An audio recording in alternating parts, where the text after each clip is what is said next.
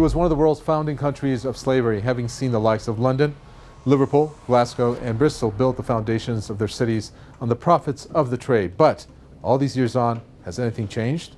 The UK is still home to forced labor, entrapment and exploitation, taking advantage of those who are less fortunate than others or are at the height of their vulnerability. Whenever we look even within the United Kingdom, the whole issue of domestic servitude is very much a live issue within this country, and the British government itself estimates that there's a minimum of 3,000 people at any one time in forced labour and slavery across the UK. With the law unable to fully prevent the exploitation taking place, when arrests do come, they hit the headlines, maybe not as often, but one can only imagine just how many cases actually go undetected, leaving those trapped in modern-day slavery lost in the shadows. Parts of the British economy which are unregulated in any significant way, and within those unregulated parts of the economy, particularly those parts which use informal labour, there's enormous opportunities for abuse, particularly of vulnerable workers. Hello and welcome to Economic Divide with me, Kabatahwe. This week's episode will be diving deep into the underworld of modern-day slavery in Britain and examine whether the UK has truly been able to let go of its grim past. As always, this is your show, so please get in touch with us and share your stories. Are you a victim of forced labor or exploitation? Have you witnessed the effects in those caught in the trap? Write to us and let us know, and your story on our Twitter page will be a great place for you to cite that. @ED_program. We want to hear from you. Well, Britain is home to at least 100,000 modern-day slaves.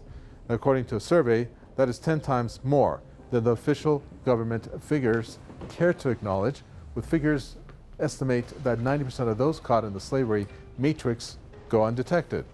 According to the National Office of Statistics, reports of modern-day slavery to the police have risen from 909 in 2016 to 5,144 cases in 2019, meaning 500% increase clearly shows signs that the situation in the UK is getting worse. Now, with the potential number of the victims to be in excess of 100,000 people, a mere 340 flat cases resulted in a Crown Prosecution Service, or CPS, charging decision, with 273 of these only resulting in a final indictable decision, showing that there's still not enough being done in Britain to end the practice.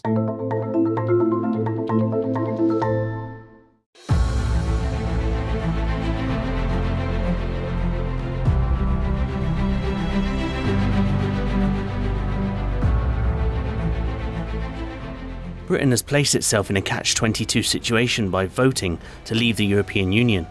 For a start, the majority of food for sale in Britain comes from the EU and beyond, and for the food that is grown in the UK, most of it's either planted, raised, grown, picked or packed by low-skilled Eastern European workers.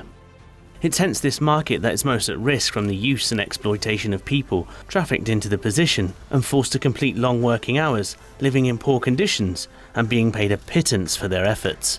I saw an advert online for a building job in the UK. I called this Polish guy. He told me it would cost £400 but promised regular work as soon as we arrived. He said he would sort out somewhere to live with the other men I would be working with. For many in Eastern Europe, the prospect of living and working in the UK was an ideal opportunity to escape the lack of jobs and difficult conditions that they'd lived in back home, riding the wave of a promise that would not materialise. I was happy and optimistic. I had lost my job in Poland and had no money. I was told I could pay for my transport and accommodation out of my first month's wages. It looked like a chance for a new life. But upon arrival, the reality soon sets in, as many of the now clearly trafficked people wake up to the notion of a worse quality of life and living conditions than they had before. I lived with some other men who had also come over to find work. The house was overcrowded with dirty mattresses and sheets. It didn't feel safe. With passports taken, money owed, and finally succumbing to the fact that the job they were promised did not exist, the ability to break free from the controlling prison-like conditions set by the traffickers becomes impossible. The job I was promised didn't exist. I wasn't given work for 6 weeks. I was living with no money to support myself and completely dependent on the agent for my living costs. Each week I owed him more money since I was building up debt for food and rent. The agent made me open a bank account so I could apply for jobs, but he kept the bank card. The story described is all too common in the UK, with many people coming to Britain under similar circumstances, being forced to abide by traffickers' rules, and then exploited.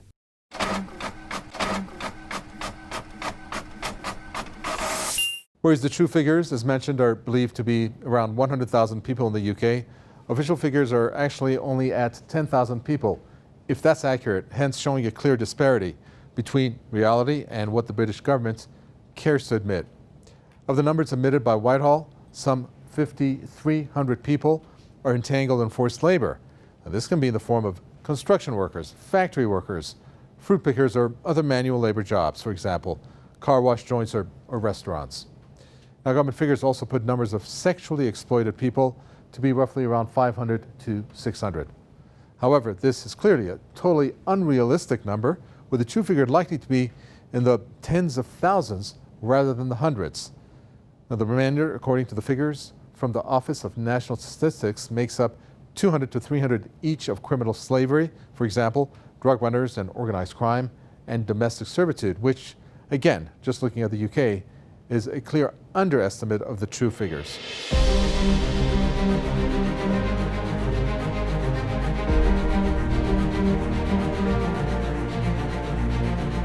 It's been labelled as the world's oldest profession, and is no doubt one of the most exploitable and controlling businesses in the world, namely prostitution.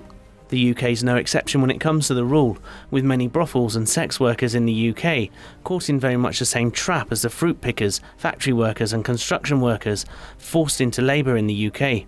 The only difference? The sheer number, with more sex workers in forced labour than any other industry. Much like elsewhere in the world, many people are brought into the UK from abroad, with the UK seeing many from countries such as Albania, Romania, Hungary and China. However, many sex workers in the UK are homegrown and are exploited from an early age in the UK, with gangs and peers often taking advantage of vulnerable girls and boys in order to achieve their aims. My new friend sold me to a group of men who sexually abused me over and over again. I don't think they were my friend after all. The warning signs were all there, but no one noticed. Much like those who control the likes of the factory workers and fruit pickers, sexual exploitation in Britain is no different, with victims being promised perks and benefits, not knowing what they're getting themselves into. I liked being treated like an adult, getting drunk and partying, though I did start bunking off school because of hangovers. My new friend told me that adults did sexual things for friends. I thought it was weird, but I went along with it. On a wider scale, many places that offer sex are full of trafficked and exploited women and are to be found all across the UK, with London's Soho being one of the most prominent places, hidden behind the false facades of legitimate massage parlours, but in truth, just another den of forced labour in which vulnerable and exploited victims are at the forefront. They take my passport, and then it started. 12, 15 men every day. Yes. Yes, I'm captivated.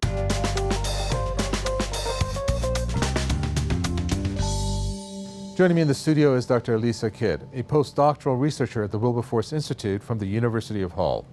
She specializes in modern slavery and issues of agency, and is particularly interested in bridging the gap between academia and practice. Alongside her academic work, Elisa is the vice chair of the Humber Modern Slavery Partnership and works with the Risk Assessment Service at the Wilberforce Institute, which supports businesses to identify and mitigate risk of labor exploitation. Dr. Kidd, many thanks for joining us here on Economic Divide. Thank you for having me. So first up, figures state that up to 100,000 people are in forced labor in the UK, classifying them as modern slaves. These figures, according to some charities, is around 10 times more than the official estimate, with 90% of the victims going undetected. What are your thoughts on this? I think there's always a lot of talk about figures and statistics and trying to get an idea of numbers. And obviously when we're talking about modern slavery, that's really difficult to get any kind of accurate number because these aren't people that we're necessarily seeing every day, and those that are being exploited aren't necessarily going to be found.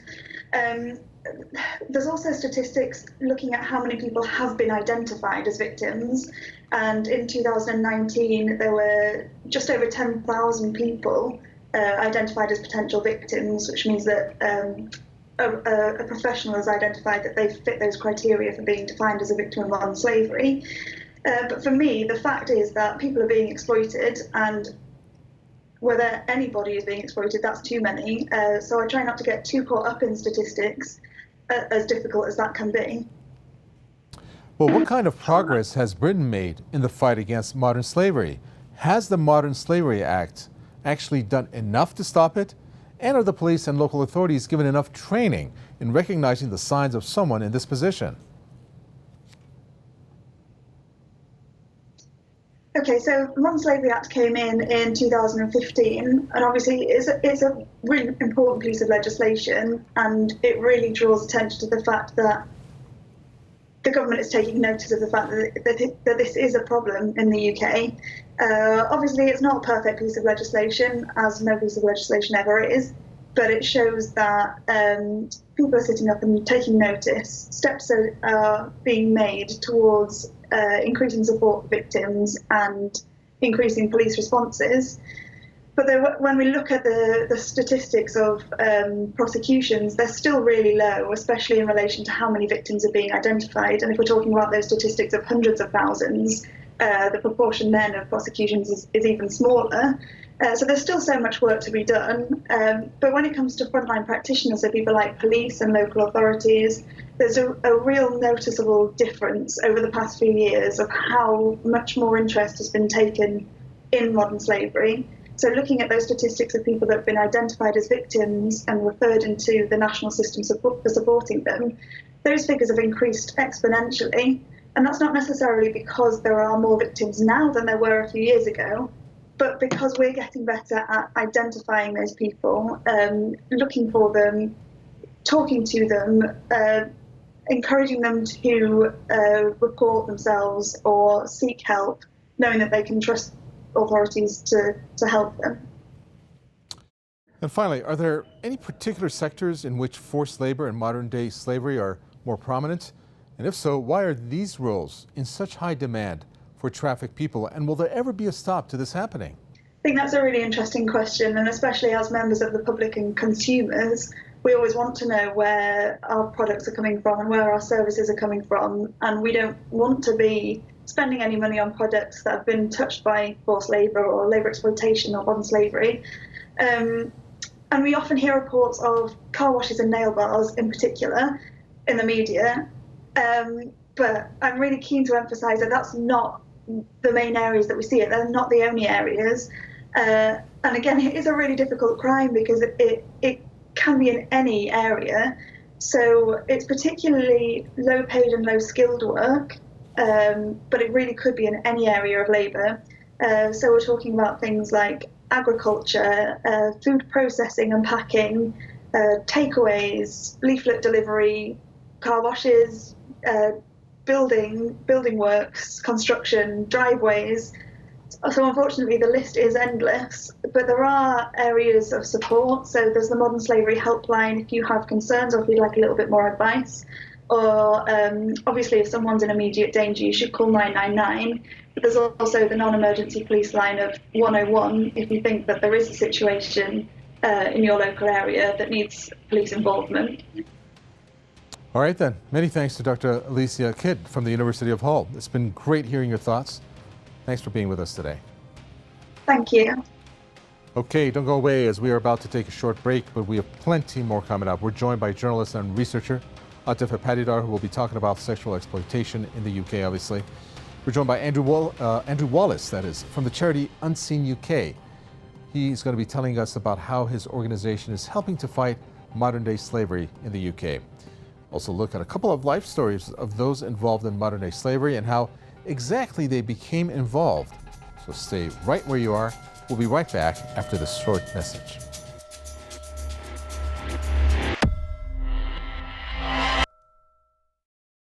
Hello and welcome back to Economic Divide with me, Kavita Ahway. Joining us in the studio now is Atifa Padidar, journalist and researcher. Atifa, what do you have for us today? Today I want to talk about the ugliest form of slavery in the UK, which is sexual slavery. The United Kingdom is a destination for men, women and children from impoverished countries who are subjected to human trafficking for the purpose of sexual slavery. When they arrive in the UK, their passport might be taken away and they're told they need to pay off their debt before they can leave. Violence and threats are common. Vulnerable British people are also targeted, especially children from disadvantaged backgrounds. In general, migrants, refugees, vulnerable children and teenagers are prime targets of sex traffickers.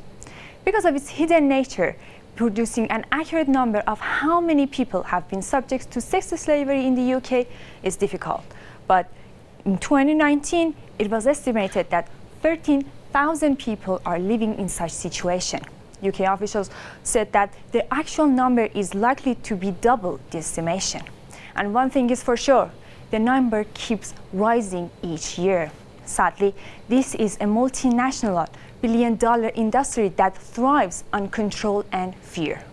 And unfortunately, the system in the UK is not currently set up to support people who become entangled in exploitation. Only charities provide some help, which is not even close to enough. Cover.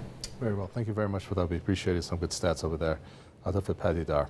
Okay, let's now move on and hear from Andrew Wallace from Unseen UK and hear about how his organization is fighting modern-day slavery in Britain.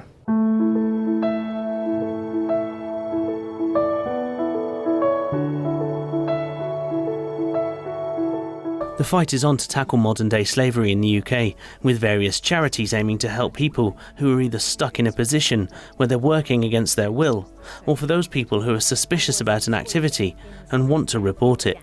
One such organisation is Unseen UK, who aim to fight slavery through supporting victims and working closely with partner agencies to educate, train and raise awareness around the issue.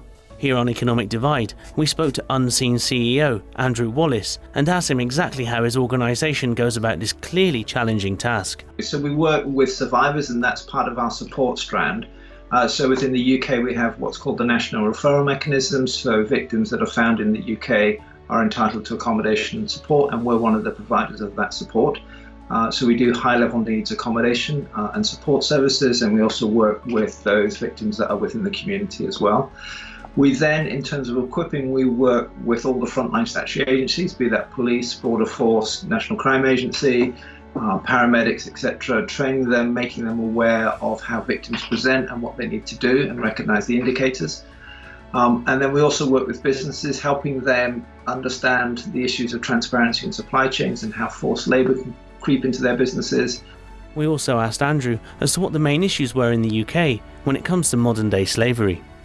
The issues concerning modern slavery in the UK in 2020 are that we have seen an increasing number of victims identified. So last year, in excess of 10,000 victims were identified, and then a report that came out from the Centre of Social Justice and Justice and Care last week identified potentially 100,000 victims in the UK. The problem we're seeing is, even though we're finding more victims, the levels of prosecution are not keeping pace and not increasing. And so actually that is why we call for better support of victims that are identified, more support for them, in order that they can have the courage and the confidence to work with police and bring cases against their exploiters. Now, if you want to find out more about Unseen UK, or if you're a victim of trafficking and need help, or you just simply want to report a suspicious incident, here's how you can contact them. Yeah, so obviously they can contact us via the web, and the web address is on the screen. But actually, if you're a victim, or if you have suspicions that someone is potentially a victim, or you've got concerns and you live in the UK, then call the UK's National Modern Slavery Helpline on 08000 121 700, or just Google Modern Slavery Helpline, and that will take you to our website.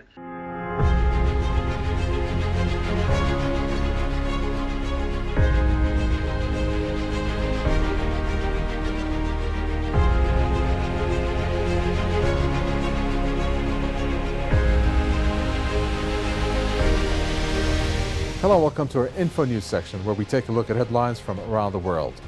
Our first destination, the U.S. The U.S. economy shrank at a record 32.9% in the second quarter. In terms of the GDP, the pandemic costing tens of millions of jobs. The pandemic triggered the sharpest economic contraction in modern American history, Commerce Department reported. This is on top of Fitch downgrading the U.S. credit outlook to negative. It is reported that Russia is building a new seaport to boost trade with Iran, India, and Kazakhstan. This seaport will have a capacity of 12.5 million tons, consisting of 32 offloading terminals and other facilities. The Russian complex in the Caspian Sea will significantly reduce the time that it takes to deliver goods from China and other Asian countries to Europe. And finally, a group of UK-based charities working to support the rights and welfare of the Palestinian people are wondering if the UK government has abandoned the Palestinians. This has to deal with the Israeli plans for annexation, which is now apparently on hold, even though the UK government has at times asserted that annexation could not pass unchallenged. It has not said what steps it would take in response. If you have a story that you want to share with us, please don't hesitate to do so. You can send us your thoughts or your story to @ED_program. Now, we say it all the time, but we want to hear from you. Now, on to our next section, how people fall into the trap of slavery.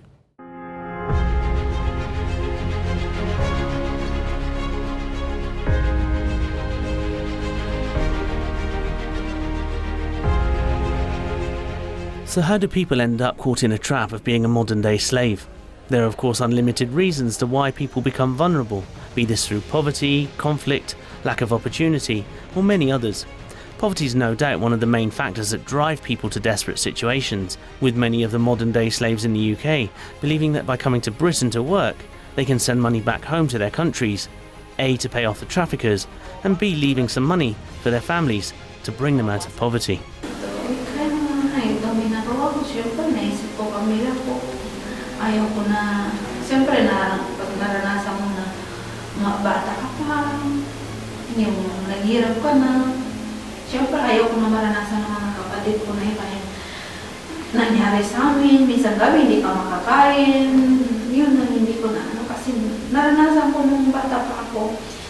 May nangyari sa amin, naawa ako talaga, doon na naglakas sa loob ko na sabi ko sa inyo, sabi ko makapunta ako ng ibang bansa para hindi na mangyari sa akin. Others are simply after work as they do not have the opportunities back in their home countries. But even if they do find normal jobs, the trafficking and exploitation continues. I applied for a permanent job at the factory. The man who arranged the job called me and said that I had to pay him another £500 now that I had a permanent job. I told him I didn't have enough money, and he threatened to send some people to collect the money from me. The week after, I was walking home from work when a man stopped me. He grabbed me by the throat and demanded I give him money to repay my debt. He told me he would find me again soon. The reality is that exploitation takes many forms and shapes, be it through debt bonding, forced labour, sexual exploitation, and many others. But the notion of being stuck is a terrifying feeling for those caught stuck in a foreign country, ruled by an organised gang, and essentially being exploited in a way no different from the terrible slave trade era that saw Africans shipped from around the world as slaves, with the alarming fact that Britain is still very much involved in the modern era.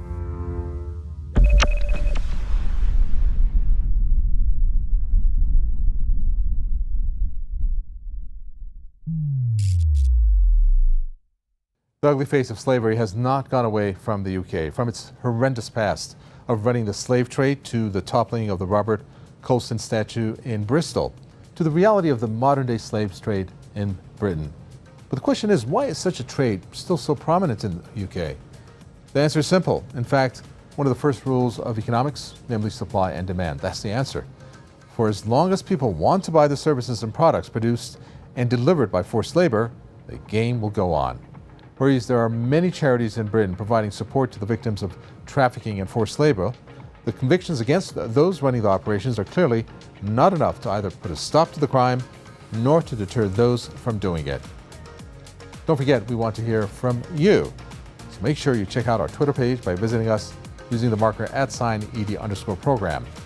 We look forward to hear from you. You can also watch this show and all of our previous episodes again by logging onto our website and clicking on shows where you can find Economic Divide. That's about all the time we have for this week. It's been great having you with us. I've been Kamitahwe. On behalf of myself and the whole team here on Economic Divide, thanks for watching. We'll see you again next time.